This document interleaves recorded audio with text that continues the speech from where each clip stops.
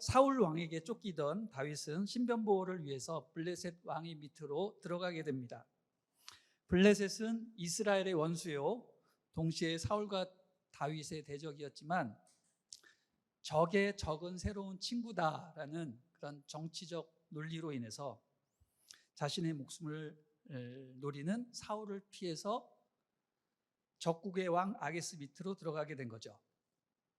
그럴 수밖에 없었던 것은 그만큼 다윗의 목숨이 위태로웠고, 또 동시에 이스라엘에는 결코 다윗이 숨을 곳이 없었기 때문에 어쩔 수 없이 블레셋 영토로 들어갈 수밖에 없었습니다. 그런데 문제가 생겼습니다. 다윗이 아기스 밑에 들어가서 충성을 해서 신임을 얻어서 그가 살 수 있는 시글락이라는 마을도 제공을 받아서 가족들과 함께 오붓한 시간도 가졌지만 곧장 무슨 일이 생깁니까? 이스라엘과 원정을 할 테니 너와 너의 군사들은 다 전쟁 준비를 하라, 이런 출정 명령을 받은 것입니다. 그는 자신의 조국 이스라엘과 전쟁을 벌여야 할 상황에 이르게 된 겁니다. 여러분, 이럴 때는 어떻게 해야 됩니까? 전쟁에 참여하면 어떻게 되죠? 어쩔 수 없이 이스라엘 백성들과 싸워서 그들을 죽일 수밖에 없는 거죠. 또 전쟁에 참여하지 않으면 어떻게 됩니까? 자기가 아기스로부터 죽임을 당할 수가 있는 것입니다. 참으로 진퇴양난에 빠지게 된 거죠. 다윗은 앞으로 이스라엘의 왕이 될 사람입니다. 그래서 결코 이스라엘과의 전쟁에 참여해서는 안 되는 겁니다.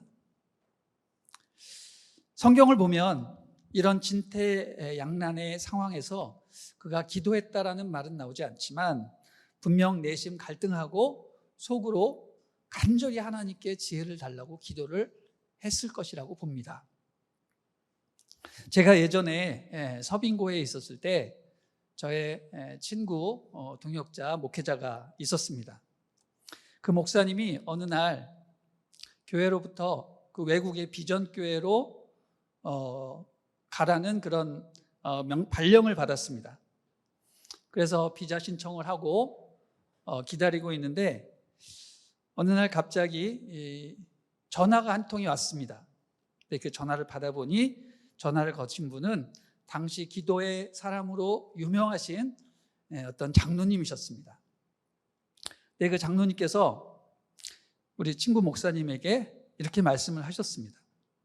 목사님께서 앞으로 가실 그 나라에 가서는 안 됩니다. 그것은 하나님의 뜻이 아닙니다. 그렇게 얘기를 했다라는 거죠. 하나님이 가지 말라고 하셨다라는 거예요. 그래서 그 장로님이 뭐라고까지 하셨냐면 목사님은 거기 못 가십니다 라고까지 얘기를 하신 거예요. 제 친구 목사는 이 전화를 받고 너무 당황스러워서 곧바로 저에게 전화를 걸어 상담을 요청을 했습니다. 대뜸 저에게 하는 말이, 야, 이런 상황에서는 어떻게 해야 되느냐 하면서 자초지종을 다 얘기를 했습니다. 저도 그것을 듣고 나니 너무너무 당황스러워서 도대체 어떻게 해야 되나 곰곰이 생각을 하다가 저 나름대로 최선을 다해서 이렇게 조언을 해 주었습니다. 아무리 하나님의 명령이지만 목회자가 교회의 명령을 대놓고 거스를 수 있겠냐? 일단 순종하고 가야 되지 않겠냐? 만약 너가 가지 않는다면 교회 사임해야 되는 거 아니냐? 하나님의 뜻이라면 하나님께서 막아주실 거야. 이렇게 제가 얘기를 해 주었습니다. 그랬더니 그 친구도 본인도 그렇게 생각한다는 것이었어요. 그래서 일단 가기로 하고 부담을 갖고 비자가 나오기를 기다렸는데 비자가 잘 나왔습니다. 그리고 순탄하게 그 해외 비전교회로 떠나게 되었습니다. 그 일이 있은 지 몇 개월 후에 우연히 제가 그 장로님을 만나서 함께 식사할 수 있는 기회가 생겨서 제가 이때다 싶어서 그 장로님께 조용히 여쭤봤습니다. 장로님, 예전에 저희 친구 목사에게 하신 말씀 기억나시죠? 목사님은 거기에 못 가십니다 라고 했던 그 일, 그랬더니 장로님이 당연히 기억하신다고 하셨습니다. 그래서 제가 여쭤봤습니다. 장로님, 아무리 하나님의 뜻이지만 목회자가 그것을 대놓고 거부할 수 없지 않습니까? 그래서 그 목사는 하나님의 뜻이 아님에도 불구하고 그 나라로 갔습니다. 그리고 지금도 잘 사역을 하고 있습니다. 이게 도대체 어떻게 된 건가요?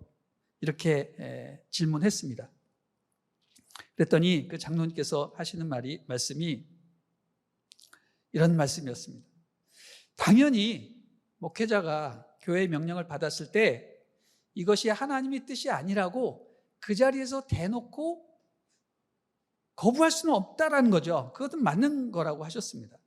그러나 그 목사님이 하나님의 뜻을 알았다면 그 뜻이 이루어지게 해달라고 간절히 금식하며 기도했어야 했다라는 거죠. 그러나 파견이 되었고 아직 아무 일도 생기지 않았지만 두고 보십시오. 하나님의 뜻은 반드시 성취됩니다. 이렇게 얘기를 하시는 거예요. 제가 그래서 좀 놀랐어요. 장로님이 이렇게까지 말씀하시는구나. 그런데 아니나 다를까 얼마 후에 그 목사님이 갑자기 한국으로 되돌아오게 되셨어요.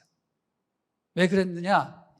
갑자기 하용조 목사님께서 돌아가시고 교회가 그 목사님을 다시 한국으로 부르게 된 겁니다. 8개월 만에 일어난 일이었어요.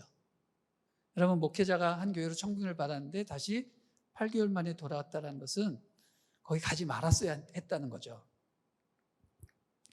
저는 그 목사가 다시 급하게 모든 것을 접고 한국에 돌아왔다는 소식을 듣고 정말 온몸에 전율을 느꼈습니다.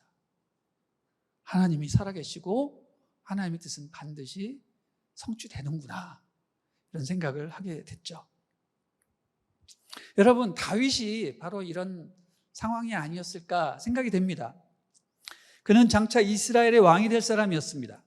그런데 지금 블레셋 왕의 수하로 이스라엘과 전쟁을 치르러 가는 중입니다. 여러분, 그가 과연 전쟁을 치를 수 있게 될까요? 다윗 스스로도 압니다. 이 전쟁을 치르면 안 된다고. 그러나 어찌할 수가 없습니다. 빼도 박도 할 수 없는 거예요. 전쟁을 치르러 안 나가면 자기가 죽게 생겼거든요. 여러분, 이럴 때는 어떻게 해야 되나요?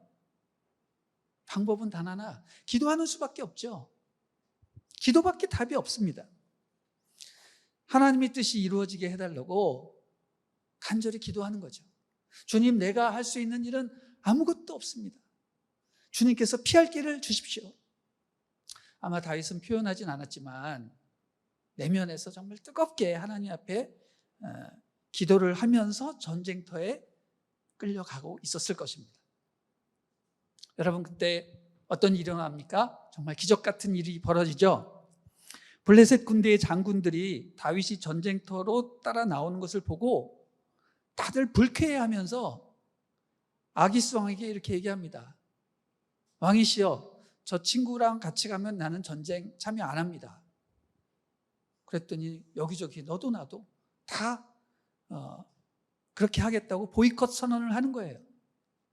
그러니 아기스 입장에서는 어떻습니까? 다윗과 함께 전쟁을 참여할 수가 없는 것이죠. 그래서 너는 이번에 전쟁에서 빠져라 라고 해서 다윗은 기적과 같이 이스라엘과의 전쟁에서 빠지게 되는 겁니다. 할렐루야.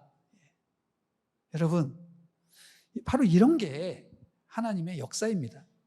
인간이 결코 예측할 수 없는 방법으로 하나님은 상황을 바꾸어 주십니다.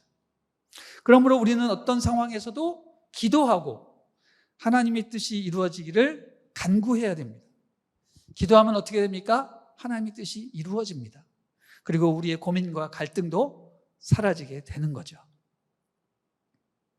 자, 오늘 본문 보도록 하겠습니다. 1절부터 5절까지 읽어 주십시오. 시작. 다윗과 그 군사들은 3일 만에 시글락에 도착했습니다. 그러나 그때는 이미 아말렉 사람들이 남부와 시글락을 습격한 뒤였습니다.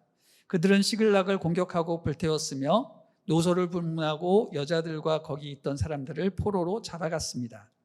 아무도 죽이지는 않았지만 모두 데리고 가버린 것이었습니다. 다윗과 그의 군사들이 시글락에 도착해서 보니 그것은 이미 모두 불타버렸고 그 아내와 아들, 딸들은 포로로 잡혀간 뒤였습니다. 다윗과 그의 군사들은 힘이 다 빠져 더 이상 울지도 못할 정도로 소리 높여 울었습니다. 다윗의 두 아내 이스라엘 여인 아히노암과 갈멜 사람 나발의 아내였던 아비가일도 잡혀갔습니다. 아멘. 자, 다윗이 이스라엘과의 전쟁에서 빠져서 기뻐하기도 전에 무슨 일이 일어났습니까? 그의 생애 최악의 사건이 발생하고 만 겁니다. 군사들과 함께 자기 안식처였던 시글락에 돌아가 보니까 사랑하는 아내와 가족들이 온데간데 사라졌고 자기 있던 집들은 완전히 불에 타서 잿더미가 되어 있었습니다. 그들은 너무너무 기가 막혀서 아무 말도 할 수가 없었습니다. 누구의 소행인지 조사를 해보니까 아말렉 족속들이 모든 남자들이 전쟁터로 나간 틈을 타서 마을을 불태우고 부녀자와 아이들을 납치하고 모든 가축들을 다 빼앗아간 것입니다. 이들은 분노를 참지 못하고 땅을 치고 울부짖으며 하늘을 향해 크게 통곡했습니다. 자, 우리 6절부터 10절 읽어보도록 하겠습니다. 시작. 백성들은 모두 자기 자녀들로 인해 슬픈 나머지 다윗을 돌로 쳐 죽이자고 했습니다. 다윗은 너무나 괴로웠습니다. 그러나 다윗은 그의 하나님 여호와를 의지해 용기를 냈습니다. 다윗은 아히멜렉의 아들인 제사장 아비아달에게 말했습니다. 내게 에봇을 가져다 주시오. 아비아달이 에봇을 가져오자 다윗은 여호와께 여쭈어 보았습니다. 제가 저 약탈자들을 쫓아가야 합니까? 제가 그들을 따라잡겠습니까? 여호와께서 대답하셨습니다. 저들을 쫓아가거라. 내가 그들을 따라잡아 반드시 모두 구해낼 것이다. 그리하여 다윗과 함께 있던 600명의 군사들은 일어나 부솔 골짜기에 도착해서 일부는 거기에 남아 있었고 다윗과 400명의 군사들만 계속 뒤쫓아갔습니다. 나머지 200명의 군사들은 너무 지쳐 있었기 때문에 부솔 골짜기를 건널 수 없어서 뒤처져 남아있게 된 것입니다. 자, 여러분, 다윗의 부하들은요, 가족들이 끌려가고 자기 집과 재산이 다 잿더미로 변한 상황에 너무너무 화가 나서 그 모든 분노를 그 리더인 다윗에게 다 쏟아부었습니다. 급기야는 다윗을 돌려 쳐 죽이자고까지 얘기를 했습니다. 여러분, 이처럼 너무 감정에 지나치게 치우치게 되면 어떻게 됩니까? 이성을 잃어버리고 정말 말도 안 되는 결정을 하게 되는 거죠. 여러분, 다윗을 돌로 쳐 죽인다고 일이 해결되나요? 아니죠. 문제가 더 악화될 수 있는 겁니다. 리더가 죽어버리면 일이 악화가 되는 거죠. 그러나 얼마나 괴롭고 힘들었으면 리더를 돌로 쳐 죽이자고까지 얘기를 하겠습니까? 다윗은 벌어지고 있는 상황이 너무너무 괴로웠고 견딜 수가 없었습니다. 잘못하다가는 정말 돌에 맞아 죽을 상황이었습니다. 성경은 이때 이 상황을 어떻게 말하고 있습니까? 그러나 다윗은 그의 하나님 여호와를 의지해 용기를 냈습니다. 이렇게 말을 하고 있습니다. 다윗은 그러한 상황 가운데 정말 용기를 내어서 어떻게 했다고요? 여호와 하나님을 의지했다. 이렇게 말을 하고 있습니다. 주님을 의지하지 않고는 결코 그 상황을 이겨낼 수 없었다라는 뜻입니다. 그는 용기를 내어서 무엇을 했습니까? 사람들에게 항변하고 설득을 했습니까? 아닙니다. 그는 용기를 내어서 하나님께 기도했습니다. 정말로 두렵고 무시무시한 떨리는 상황이 닥치면요, 기도할 힘조차도 안 생기는 법입니다. 그러나 다윗은 용기를 내었고 하나님을 의지했고 그리고 주님께 간구했습니다. 사랑하는 여러분, 힘들고 어려운 일이 생기면 여러분, 용기를 내어서 뭘 해야 됩니까? 하나님 앞에 기도를 해야 됩니다. 그럼 하나님께서 그 상황을 이겨낼 수 있는 지혜를 주시는 거죠. 다윗은 용기를 얻어서 그 순간 제사장에 오신 에봇을 얼른 가져오려고 명령을 했습니다. 여러분, 에봇은 제사장만이 입는 옷입니다.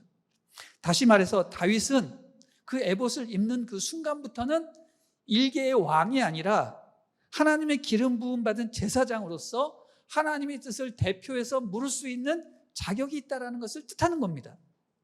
그래서 그는 에봇을 입고 하나님 앞에 공개적으로 기도를 하는 거죠. 주님, 도와주십시오. 저 약탈자들을 쫓아가야 됩니까? 말아야 됩니까? 쫓아가면 그들을 잡을 수 있습니까? 잡을 수 없습니까? 이렇게 물어보았습니다. 그랬더니 하나님께서 급히 응답을 해주셨습니다. 쫓아가라. 그들을 따라잡고 모두를 구할 수 있다. 이런 놀라운 응답을 해 주셨습니다. 군사들은 다시 희망을 품고 따라갈 채비를 하였습니다. 그들은 다윗을 따라서 600명 전원이 쫓아갔습니다. 그들은 다윗을 따라서 출동을 했는데 어디로 갔을까요? 그냥 막무가내로 떠난 겁니까? 아닙니다. 분명히 모든 사람들이 다 사로잡혀 갔기 때문에 땅에 흔적이 남았겠죠. 그래서 그 흔적을 찾아서 그쪽으로 열심히 추적하여 달려간 겁니다. 그런데 정말 의지와 열정이 너무 앞서버리면 육체가 못 따라가기도 합니다. 너무 급히 달려가다 보니까 뒤처지는 군사들이 생긴 겁니다. 그들은 제대로 쉬지도 못했고 마을에서 너무 목 놓아 울었기 때문에 기운이 다 소진되어 있었습니다. 그래서 부솔 골짜기에 이르러 다윗은 더 이상 추격할 수 없는 군인들 200명을 남겨놓고 나머지로 추격전을 이끌어 나갔습니다. 여러분, 다윗은요, 지혜롭고 또 자비로운 사람이었기 때문에 힘없고 연약한 자들을 억지로 끌고 다니지 않았습니다. 자원하는 자들 중심으로 사역을 했던 겁니다. 하나님은 이처럼 자원하는 사람들을 통해서 일을 하십니다. 힘든 자는 잠깐 쉬고 열정과 힘이 있는 충성심이 가득한 자가 하나님의 일을 해야 되는 것이죠. 우리 11절부터 19절을 또 읽어보도록 하겠습니다. 시작. 그들은 들판에서 한 이집트 사람을 발견해 다윗에게 데려왔습니다. 그들은 그 사람에게 먹을 것과 마실 것을 주었습니다. 그 사람은 무화과 빵 한 조각과 건포도 2송이를 먹고 정신이 들었습니다. 그는 3일 밤낮으로 먹지도 마시지도 못했던 것입니다. 다윗이 그에게 말했습니다. 너는 누구 소속이냐? 어디에서 왔느냐? 그가 말했습니다. 저는 이집트 사람입니다. 아말렉 사람의 종이었지요. 3일 전 제가 병이 나자 주인이 저를 버렸습니다. 우리는 그렛 사람들의 남부 지역과 유다에 속한 영토와 갈렙의 남부 지역을 습격하고 시글락을 불태웠습니다. 다윗이 그에게 물었습니다. 우리를 그 군대가 있는 곳으로 인도할 수 있겠느냐? 그가 대답했습니다. 당신이 나를 죽이거나 내 주인에게 넘기지 않겠다고 하나님 앞에서 내게 맹세해 주십시오. 그러면 그들에게 인도해 드리겠습니다. 이렇게 해서 그는 다윗을 인도했고 과연 거기에는 그들이 있었습니다. 그들은 온 땅에 흩어져 블레셋과 유다 땅에서 빼앗은 것들을 갖고 먹고 마시고 즐기며 춤추고 있었습니다. 다윗은 해질 무렵부터 다음날 저녁 때까지 그들을 물리쳤습니다. 그들 가운데 400명의 젊은이들이 낙타를 타고 도망친 것 외에는 피한 사람이 없었습니다. 다윗은 아말렉 사람들이 훔쳐간 모든 것을 되찾고 자신의 2 아내도 구해냈습니다. 나이가 적든 많든 남자아이든 여자아이든 물건이든 그들에게 빼앗겼던 것들 가운데 아무것도 잃은 것이 없었습니다. 다윗이 다 되찾아 온 것입니다. 여러분, 다윗이 열심히 그들을 추적하러 갔는데 길가에 어떤 한 사람이 쓰러져 있는 것을 발견하게 되었습니다. 그는 이집트 소년이었습니다. 그는 거의 죽어가고 있었고 그 무리는 이 한 사람 때문에 지체할 여력조차 없었습니다. 그래서 충분히 버려두고 갈 수도 있었지만 다윗은 그에게 먹을 것과 마실 것을 주어서 그를 살려냈습니다. 그가 겨우 깨어나니 무려 3일 동안이나 아무것도 먹지 못하고 주인에게 버려져 있었다는 사실을 알게 되었습니다. 그리고 더욱 놀라운 사실은 뭐냐면 그가 아말렉 족속의 종이었다라는 사실이었습니다. 그가 말합니다. 제가 병이 나자 주인이 쓸모없다고 생각했는지 저를 버렸습니다.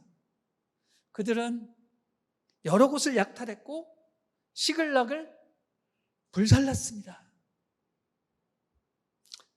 그리고 그들은 지금 어디에서 있을 것입니다라는 모든 정보를 상세하게 다 얘기를 해 주었습니다. 여러분, 길가에 버려졌던 정말 볼품없는 소자 한 명이 다윗에게 가장 필요한 소중한 정보를 알려준 것입니다. 다윗은 그를 통해서 아말렉이 어디에 있는지 정확하게 알게 되었습니다. 그리고 그의 말을 따라서 가보니 실제로 아말렉 족속들이 정신없이 노략물을 탈취한 노략물로 먹고 마시고 정신없이 즐기고 놀고 있었습니다. 다윗은 그 자리에서 그들을 급습했고 그날 저녁부터 다음날 저녁까지 하루 종일 싸웠다라고 했습니다. 아말렉 군인들은 대패해서 400명이나 되는 사람들만 겨우 살아남고 나머지는 전원이 몰살을 당했습니다. 다윗은 잃어버렸던 모든 가족들과 또 가축들을 다 찾았고 또 엄청난 부수 재물도 얻게 되었습니다. 하나님께서 응답하신 대로 모든 것을 다 찾게 된 것입니다. 자, 이게 오늘 본문입니다. 여러분, 여기서 우리가 다윗의 훌륭한 점을 몇 가지 한번 살펴보기를 원합니다. 그는 시간을 다투어서 추격을 벌이는 중에 길가에 버려진 소자 하나를 살려냈습니다. 정말 하찮아 보이고 보잘것없어 보이는 그를 살려내는 것이 시간 낭비인 것처럼 보이지만 그 사람 하나를 살려내니까 어떻게 돼요? 다윗이 가장 원했던 그 소중한 정보를 얻게 되는 거죠. 여러분, 이처럼 소자 한 사람을 잘 보살피는 것이 그렇게 중요한 것입니다. 평소에는 드러나지 않습니다. 그러나 위기의 상황에 이 소자 한 명을 잘 돌본 것이 얼마나 큰 유익이 되는지 오늘 말씀을 통해서 깨닫게 됩니다. 여러분, 하나님의 사람은요, 이 소자의 중요성을 아는 사람입니다. 예수님도 강조해서 말씀하셨습니다. 우리 말씀 한번 보겠습니다. 마태복음 25장 같이 읽어주시죠. 시작. 내가 진실로 너에게 이르노니 너희가 여기 내 형제 중에 지극히 작은 자 소자 하나에게 한 것이 곧 내게 한 것이고 지극히 작은 자 하나에게 하지 아니한 것이 곧 내게 하지 아니한 것이니라 하시니. 마태복음 10장도 읽어주세요. 누구든지 제자의 이름으로 이 작은 자 중 하나에게 냉수 한 그릇이라도 주는 자는 내가 진실로 너에게 이르노니 그 사람이 결단코 상을 잃지 아니하리라 하시니라. 누가복음 17장 이 작은 자 중에 하나를 실족하게 할진대 차라리 연자맷돌이 그 목에 매어 바다에 던져지는 것이 나으니라. 아멘. 자, 우리 예수님께서는 소자에게 귀한 보물이 숨겨져 있다는 것을 알게 하시려고 또 그를 잘 돌보는 것이 공동체에 있어서 얼마나 소중한 것임을 강조하시기 위해서 소자에게 하는 것이 누구에게 하는 것이랑 똑같다고 하셨어요? 예수님께 하는 것이랑 똑같다라고 말씀을 하셨습니다. 그런데 여러분, 우리는 이 소자를 놓치기가 쉬워요. 왜? 존재감이 없거든요. 그래서 그냥 제끼기 쉽단 말이에요. 또 우리가 사역을 하고 바쁘게 움직이다 보면 이 소자를 그냥 귀찮게 여겨버릴 수 있다라는 거예요. 그러나 여러분, 우리는 꼭 기억해야 됩니다. 공동체 안에 소외된 작고 연약한 그 지체를 놓쳐버리면 우리는 정말 소중한 천국의 열쇠를 잃어버리는 것이다. 작은 영혼들을 잘 돌보는 것이요, 공동체 전체를 다 잘 보는 거예요. 굉장히 역설적인 것 같지만 가장 아랫사람을 섬기는 것이 모든 사람을 섬기는 것입니다. 하나님은 곳곳에 이런 소자들을 심어 놓으시고 그 안에 비밀의 열쇠를 숨겨 놓으셨습니다. 오직 그를 관심 갖고 돌봐주는 사람에게만 그 열쇠를 허락하십니다. 그리고 예수님을 만나게 하십니다. 그를 통해 천국의 비밀을 깨닫게 해 주시는 겁니다. 지극히 작은 자에게 충성되고 소자를 예수님 대하듯 하는 사람이 결국 천국에 가서 큰 상을 얻게 된다라는 말씀입니다. 여러분, 다윗은 아무리 바쁘고 분주한 상황에서라도요, 작은 사람을 놓치지 않고 살려냈습니다. 그래서 복을 얻었습니다. 반면에 아말렉 사람은 어떻습니까? 그들은 필요할 땐 쓰지만 필요 없으면 가차없이 버립니다. 13절에 이집트 소년이 뭐라고 얘기합니까? 자기 주인, 아말렉 주인을 가리켜서 내 주인은 병이 들자마자 곧장 나를 버렸습니다. 여러분, 버렸다란, 여러분, 사람이 물건입니까? 버리게? 예, 사람을 쓰레기 취급한 거예요. 이처럼 아말렉 족속은요, 인간을 물건 취급하니까 민족성 자체가 비열해지는 겁니다. 아니, 그들은 이때만 그런 게 아니라 처음부터 비열했어요. 아말렉이 성경에 처음 나오는 그 장면을 보면 이스라엘 백성들이 광야에서 행진할 때 수많은 적들이 쳐들어오는데 아말렉 족속은 정면 대결하지 않고 꼭 후반을 기습해가지고 뒤처진 약자들, 노인들만 노려고 그들을 죽였습니다. 이게 아말렉의 작전입니다. 이번에도 마찬가지죠. 그들은 블레셋 남자들이 다 전쟁터로 나간 것을 알고 그 틈을 타서 군인들이 없는 약자들만 있는 그 마을을 습격한 거죠. 그럼 이런 특징이에요. 민족성이 돼버린 거예요. 음지에서 약자들을 대상으로 악을 행하는 민족. 여러분, 그렇기 때문에 그들을 사탄이라고 말하는 것이 아니라 사탄의 본성을 닮아가는 거죠. 하나님은 여호수아 때부터 그래서 아말렉 족속은 이 땅에서 진멸시켜라, 이렇게 말씀을 하셨습니다.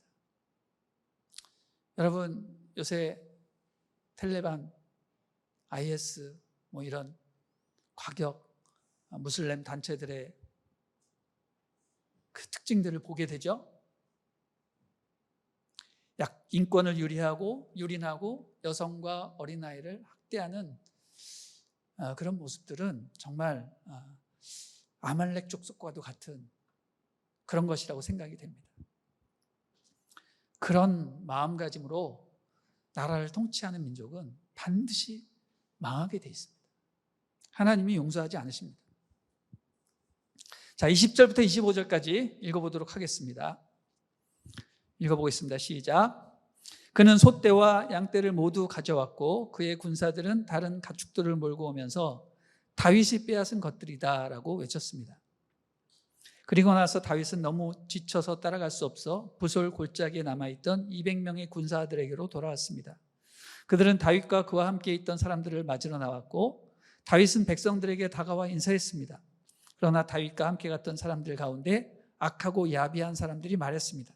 저들은 우리와 함께 가지 않았기 때문에 우리가 되찾은 이 빼앗은 물건들을 나눠줄 수 없다. 그냥 자기 아내와 아이들만 데리고 돌아가게 하여라. 그러나 다윗이 대답했습니다. 내 형제들아, 그렇지 않다. 여호와께서 우리를 보호하셔서 우리를 치러 온 군대를 우리 손에 넘겨주셨다. 그러므로 이 모든 것은 여호와께서 주신 것이니 그렇게 생각하면 안 된다. 너희가 하는 말을 누가 듣겠느냐? 싸움에 나갔던 사람이 몫이 있듯이 남아서 물건을 지키던 사람도 그 몫이 있는 것이니 모두가 똑같이 나눠야 한다. 다윗은 그날부터 지금까지 이것을 이스라엘의 규례와 법도로 삼았습니다. 자, 다윗의 또 다른 위대한 점은 부솔 골짜기에 남겨진 200명에게도 되찾은 재물들을 나눠줬다라는 것입니다. 사실 끝까지 싸우지도 않았던 그런 쉬기만 한 병사들에게 그 재물을 나눠준다는 것 자체가 불공정한 일일 수 있습니다. 실제로 저들은 싸우지 않았다며 재물을 나눠줄 수 없다고 주장하는 군인들이 많이 있었습니다. 여러분, 그러나 그들의 주장대로 하게 되면 어떤 일이 발생합니까? 싸움에 나간 자와 나가지 못한 자와의 편가르기가 생기게 되는 거고요. 또 끝없는 불평과 불만의 소지가 생겨서 공동체에 분열이 조장될 수가 있는 겁니다. 그래서 다윗이 이렇게 말을 하죠. 그렇지 않다. 이 재물은 우리가 싸워서 얻은 것이 아니다. 이 재물은 하나님께서 챙겨주신 것이다. 그러므로 싸움에 나간 자나 남아있는 자나 하나님이 주셨으므로 모두에게 공평하게 나누는 것이 합당하다. 이렇게 결론을 맺었습니다. 할렐루야. 이 얼마나 지혜롭고 정말 공정한 일인가, 이런 생각을 하게 됩니다. 다윗은 전쟁의 모든 공로를 하나님께 돌려드리고 그 재물을 모두에게 똑같이 나누어 줬습니다. 그리고 이것이 이스라엘의 규례가 되었다라는 말씀입니다. 사실 저는 이 본문을 읽으면서 약간 좀 걱정된 부분이 있었어요. 다윗이 아말렉을 급습해서 가족들과 가축들을 다 찾아서 올 때 군인들이 뭐라고 얘기했습니까? 다윗이 빼앗은 것이다, 이렇게 외쳤습니다. 근데 그때 다윗이 아무 말도 하지 않았어요. 다윗이 빼앗은 것이다, 이 말이 맞나요? 아니죠. 엄밀히 말하면 하나님이 빼앗아 주신 거죠. 근데 다윗이 빼앗았다라고 했을 때 다윗이 아무 말도 안 해서 제가 좀 마음이 좀 불편했어요. 이러다가 교만해지면 어떡하지? 그런 생각을 했었는데 아니나 다를까, 다윗이 그 얘기를 듣고 나중에 결론적으로 이렇게 얘기를 합니다. 이 모든 일은 하나님께서 행하신 것이니까 이 재물을 모두와 함께 나누는 것이 합당하다, 이렇게 정리를 해줍니다. 제가 그 말을 듣고 다시 마음이 놓이면서 은혜가 되었습니다. 감동이 되었습니다. 그렇구나. 하나님의 은혜를 인정하고 그것을 올바로 선포해야지 모든 일이 잘 해결이 되는 것입니다. 여러분, 그렇습니다. 모든 것이 하나님이 하신 일임을 알고 하나님께 영광 돌리는 공동체만이 진정한 평화와 기쁨을 누릴 수 있는 것입니다. 인간의 업적이 드러나고 누가 잘했고 누가 못했다 이렇게 따지기 시작하면 어떻게 됩니까?